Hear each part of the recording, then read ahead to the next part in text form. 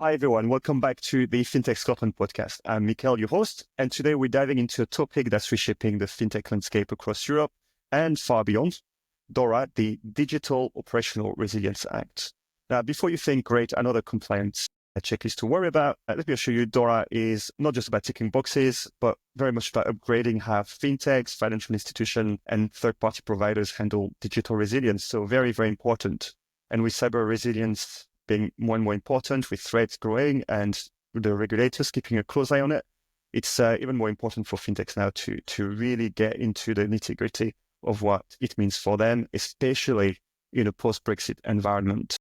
So what does DORA really mean for you? How can your business not just comply, but thrive by turning resilience into a competitive advantage, maybe? So in this episode, we'll be breaking down everything you need to know, from core requirements to practical strategies. To do this, I've got three guests to that with me. I've got, first of all, Rob Mossop, Chief Digital Officer at Sword Group. Hi, Rob. How are you? Hi, Mick. Very well, thanks. Do you want to introduce Sword to people who might not know the company? Yeah, absolutely. So Sword IT Solutions have been operating in the UK, headquartered out of Aberdeen for a very long time. We service a number of sectors, providing cybersecurity, cyber resilience, and IT managed services, with a bit of a flavour around data and AI as well. And that's historically for us been in highly regulated environments such as financial services, energy sector, and into the public sector as well. Lovely to have you with us. Great to be here. Also with us today, Mick O'Connor, founder and CEO of Fintech. Haelo. How are you, Mick? I'm doing very well, Michael. Thank you. And great to see the sun shining in Glasgow as well. Exactly. Would you introduce Haelo to our listeners, please? Yeah, absolutely. So I'm Mick O'Connor. I'm the founder of Haelo. We're a RegTech company. We're based out of Glasgow. Our expertise is in governance, risk and compliance. We've got a fairly expansive vision that we're pursuing at the moment. And that's to help decision makers make sense of everything, everywhere, all of the time. Discuss. So we've got two products. We've got one we soft launched in January, and we start beta testing in April. And we've got another product that's currently as a functional prototype, which will follow on at some point in the future, depending on whether the first product washes its face and makes us money, or we need to raise. Fabulous. Thank you, Mick. And today we've got Luke Scanlon. For those who are used to listening to our podcast, you might recognize Luke. He's the head of fintech proposition at Pinsent Masons, and he's been with us on a few podcasts before. So welcome back, Luke. Thanks, Michael. Thanks for having me again. No problem at all. Do you want to elaborate on your role at Pinsent Masons, what you do and specialize in? Sure. So as you mentioned, I'm head of Fintech at Pinsent. So we're an international law firm advising a number of fintechs, but also financial institutions and technology businesses. And I've been spending a lot of time with financial institutions and tech businesses around all of the EU Digital Operational Resilience Act, which we'll talk about today. Welcome, everyone. And I propose that we just dive into the topic. So I guess what I wanted to try is create a bit of a sense of urgency for those listening to us. Because having conversations with fintechs, it feels like a lot of them are still quite unaware of the full impact of DORA. Firm really underestimating the urgency of preparing for it. What are your thoughts? Yeah, I think from my perspective, Fusoki, I go first. I think for the larger institutions, I think DORA is a much more well-trod path. I think they get it. I think they get the fact that if they're domiciled in the UK but operating in the EU, then it applies to them. But then I think when you talk to, let's say, the third parties or the fintechs that would then support those organisations, I'm not quite sure that the penny's entirely dropped yet, that they're subject to this. Certainly that's my experience. I've not met a smaller organisation yet, a fintech yet, that says absolutely, we're subject to DORA and we're all over it and we've got all this in place. I'm sure they're out there, but I just haven't met them. Right, Mick.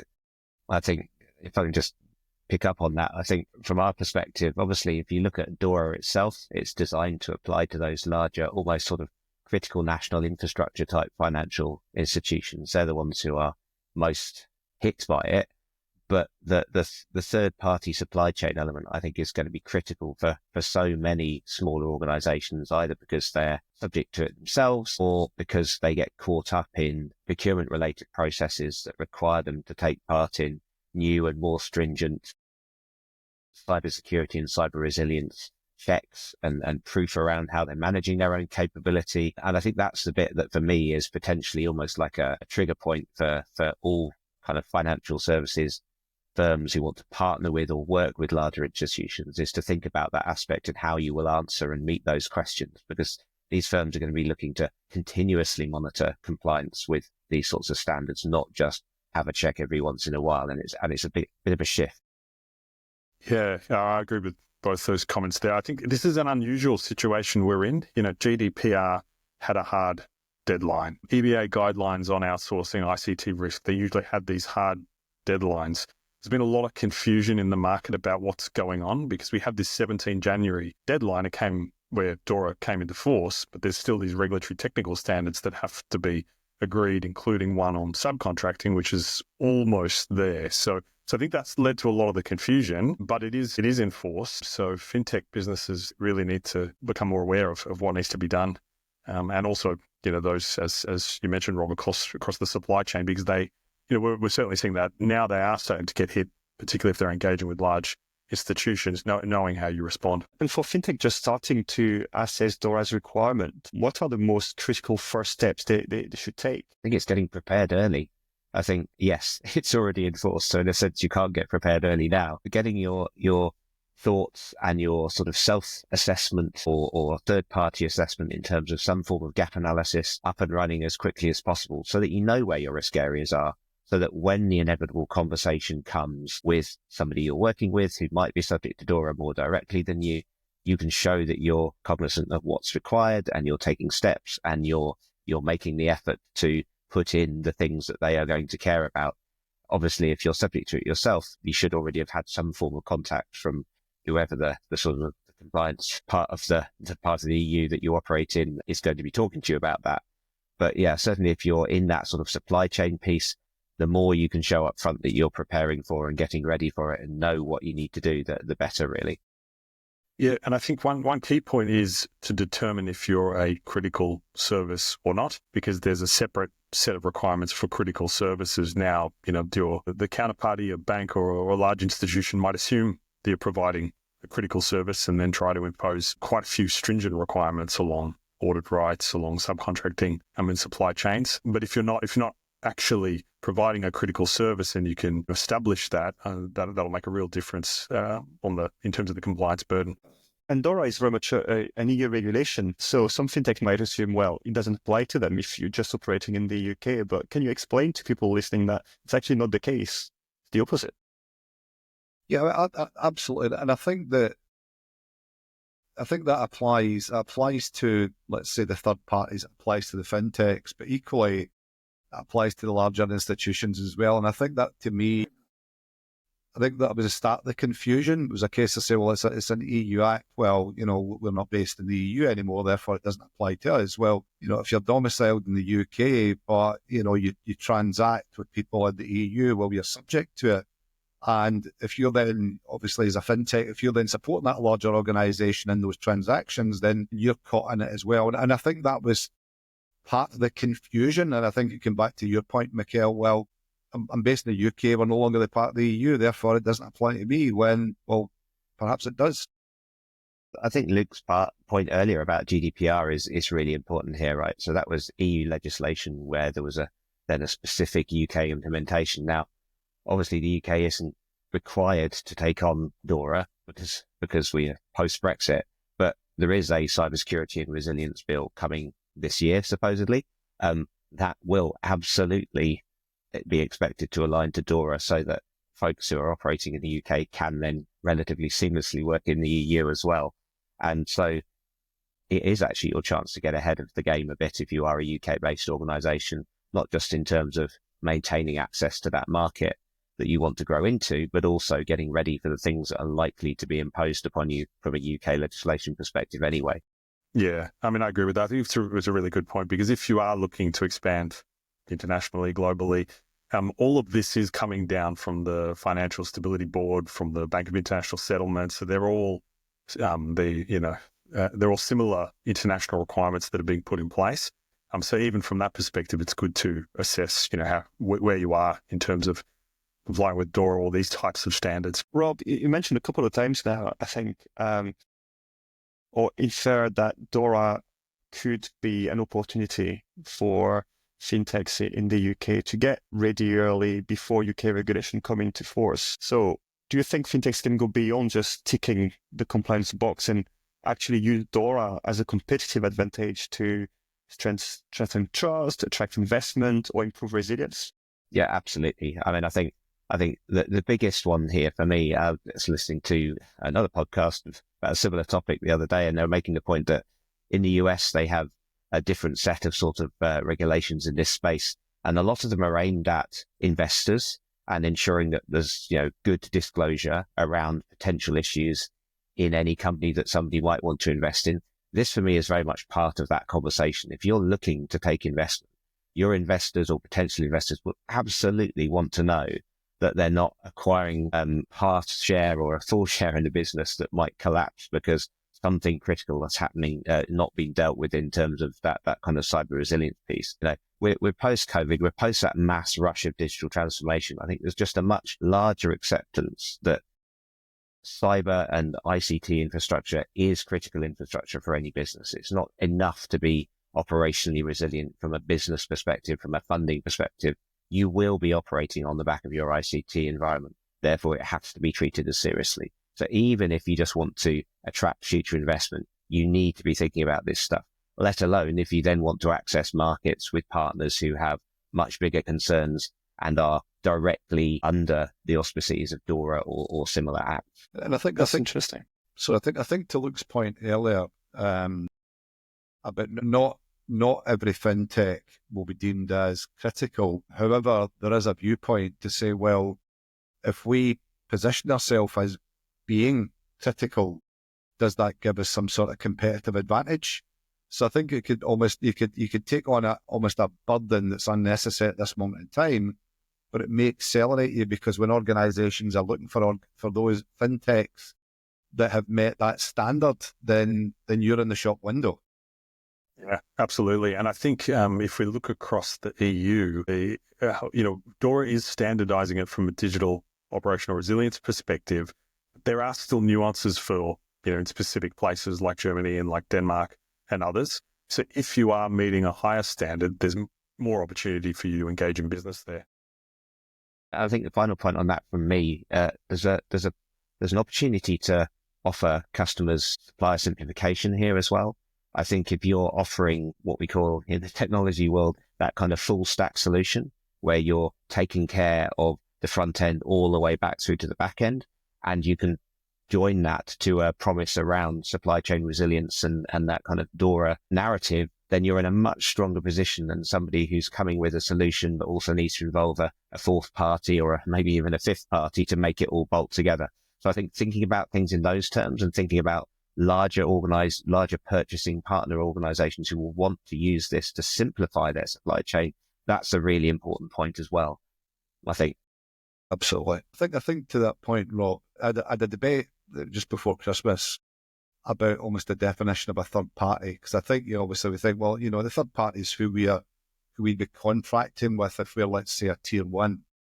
But it's understanding where the vulnerability lies. So the vulnerability may not actually be in the third party, it might be in the fifth party because there's a concentration on a particular piece of technology that's shared across a number of these vendors. And if they fall over, then everybody falls over. So I think it's making us think perhaps much longer, harder and deeper than we traditionally had. And I think to Kel's point, and I think you could say it for any piece of regulation, is I think that we can have very much a tick box approach. I think the nature of this means that you need to be quite vigilant because it's all about understanding, your vulnerabilities. It's about assessing your vulnerabilities. It's stress testing them. It's understanding your tolerance to impact. But to me, what is not vulnerable today might be very vulnerable tomorrow because either the threat landscape changes there's a breakdown of your internal controls. So I think at any point in time, I think the whole thing needs to be quite dynamic. But the reality of it, these things is that's not the way it works. But I think that's the way it's intended. I think that's... Sorry, Lee, go ahead. Yeah. No, I was just agreeing with you, Mick. In terms of this piece of legislation, a lot of it is around, or a lot of the focus is around transparency down the supply chain. And that's been, the regulators have spent a lot of time talking about that. The technical language they're using is those that effectively underpin your service.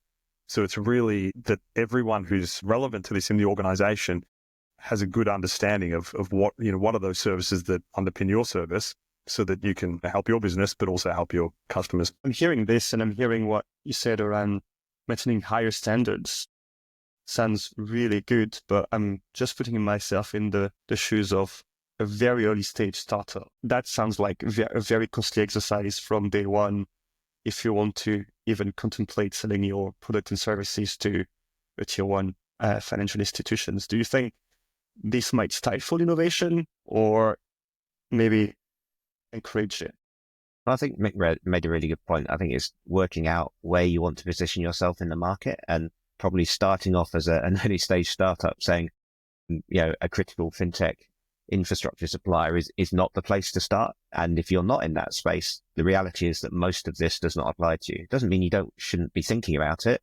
I think everybody should be thinking about the kind of the core prevention and protection message in DORA, which is around that kind of shift from once every now and again looking at what might be going on versus that kind of shift towards continuous monitoring and continuous, to your point, Nick, dynamic understanding of where the threats are to what you're trying to do.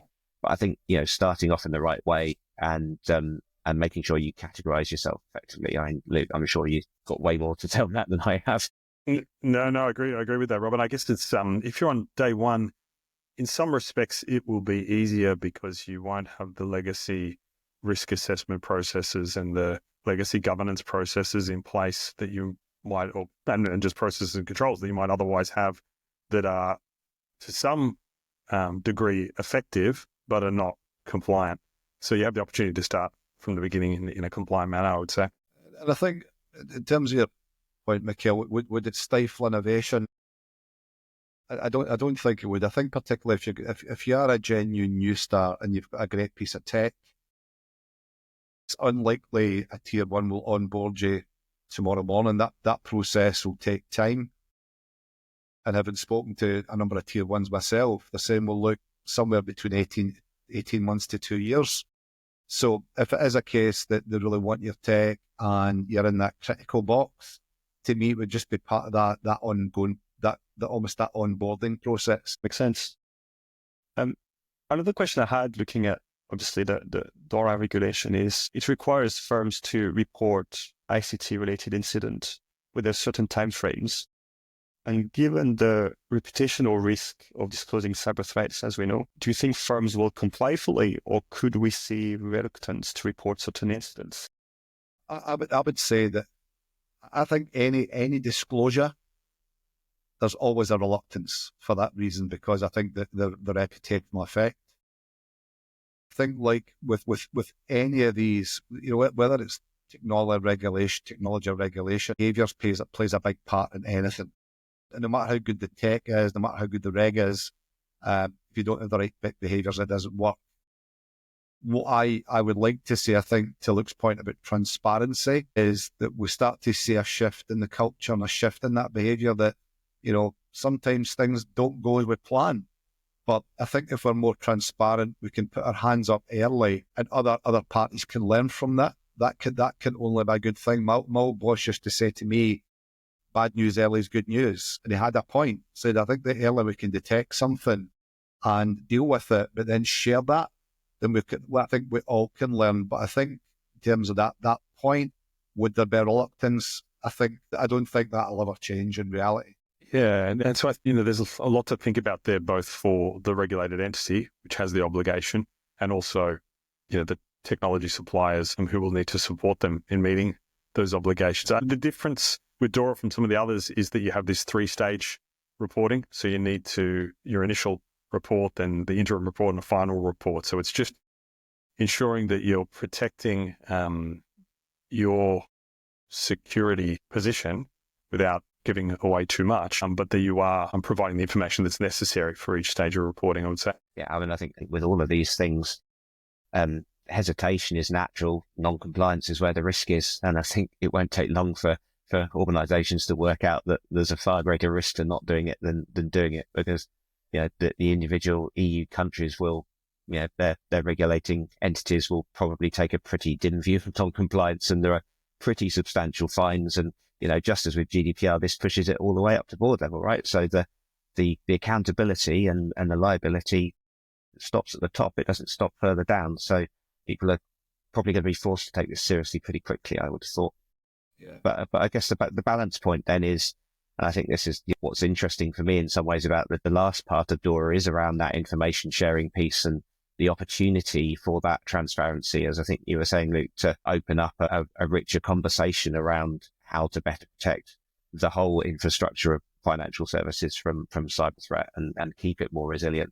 Yeah, I think that's a really good point, Robin. It's good for non-regulated entities to be aware of this, because, these information sharing regimes may develop in each of the different EU countries or across the EU. And if you're not aware of that, soon you'll have a lot of customers asking for you to provide cyber threat information, which you might not be prepared to provide. So getting in early, understanding those requirements is really important. And it'll be interesting to see how the larger kind of cloud service providers like Microsoft and Amazon play into that, right? Because they already offer services which hinge on gathering huge amounts of threat information across a wide variety of industries. If there's new sources of that and more industry-specific sources for that, well, that might turn into new service opportunities for fintechs and other people as well.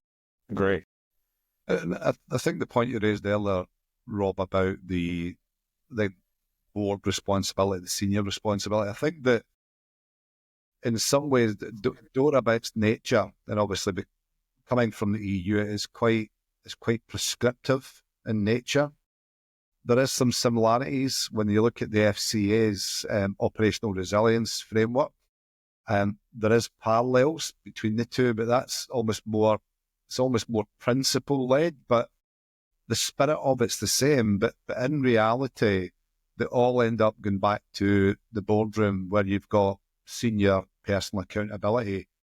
So I think that in terms of DORA, that there's a point where DORA will meet SM and CR, where somebody who will be deemed an SA will have accountability for this subject, and it's likely to be the ICT director or whoever it happens to be. That person will be on the hook. So in terms of that reluctance or reticence to disclose, ultimately it's got to come to that individual, and they've got to demonstrate that they're taking reasonable steps to be compliant, not just with DORA, but also the spirit of SMCR. I think that's a really interesting point, Mick. And I think the choice of who in an organization takes on that accountability at board level will probably dictate to a large part exactly how it's executed and how transparent and open and or reluctant Absolutely. people are, and how those kind of specific requirements that are in DORA are met. So I think it'll be really fascinating to watch how different organizations approach that. Absolutely. And I think from memory, I think DORA talks about an ICT risk officer as almost a designated title. So no matter what your job title is, you will have that role. So whoever that person happens to, so it might be the CIO or whoever it happens to be, but somebody will act in that capacity in meeting the DORA requirements, but obviously under the auspices of perhaps an SMF. That's almost like the DPO equivalent for GDPR, I guess. Exactly. We're approaching the end of the podcast, but I'm conscious it's a tech podcast, and we've not yet mentioned AI. So I make my last question about AI. That's essential, but really, and I think it's linked to some of the content we've just had. But also Haelo as a company. I'm interested. What are your thoughts about AI supporting the adherence and the compliance with DORA? I think that it's here, right? It's interesting. We've been chatting for 30 minutes and AI has not been mentioned once. That's unusual. I think what it comes back to is I think there's the move to generative AI and RAG and agentic AI and all these buzzwords that we're using an awful lot just now. And I think the shift towards an agentic AI solution, having multiple agents, processing data and doing stuff. That could actually be a good thing for business. However, I think in terms of when we come back to what we talked about in terms of that board accountability, I think what we need to have is almost what is the lineage of the data that we're going to make decisions on? What is the provenance of that data, and is it decision worthy? Because I think for, let's say, an SMF, for this person, it would be the ICT risk officer. I don't think they can take a step back and say, well, the AI told me so. So I think that'll be where I think almost the rub will come, is that AI can be a force for good, but you're still on the hook. So you can't just take a step back, because it'd almost be willful blindness and saying, well, what did you do to actually, demonstrate that data you made a decision on was valid and it has provenance? So I think that could be interesting. But again, I would say that would apply to almost any piece of regulation, I think, now that we've got the advent of AI. Yeah, I think that's really, really important, Mick. And I think we kind of look at it in two ways. One is, how can AI help? And obviously as a managed services provider and cyber resilience kind of support for our customers, we are been investing for quite a while now in that sort of capability where AI can help do some of that continuous monitoring. There are automation platforms in that cyberspace that will help you respond faster, contain faster, and generally just improve your ability to remain resilient. But I think the other flip side of that is, building on what you were saying, Mick, as organizations start to invest in these agentic solutions, there's risk introduced in that. And that's risk that could quite quickly and rapidly transform from pilot, isn't this interesting, to actually becoming a fundamental part of a financial institution's operational infrastructure. And there are all sorts of unknowns when you start getting different agentic solutions talking to each other and interacting with each other. And then it becomes a factor of, data quality and validity and all of those sorts of things, which we can call these sort of cascade failures.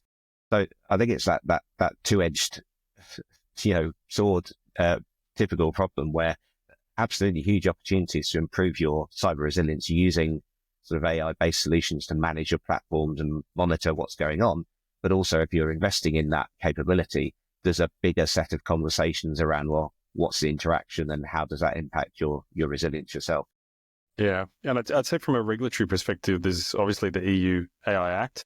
So we've got DORA, we've got the EU AI Act. It's important to understand both how they may overlap. They both have data requirements in place. If you're a provider, it only makes sense to try and address them both now, because even though the deadlines are different, you might not want one round of changing your service terms now to deal with some of the immediate DORA issues, and then only to find 6 months later you now need to deal with the AI Act issues as well. So that's some opportunity to get ahead there. Makes a lot of sense. No, thank you to the three of you for joining us today. It's been a great conversation, and I'm sure we could continue for a few more hours. It's a great topic.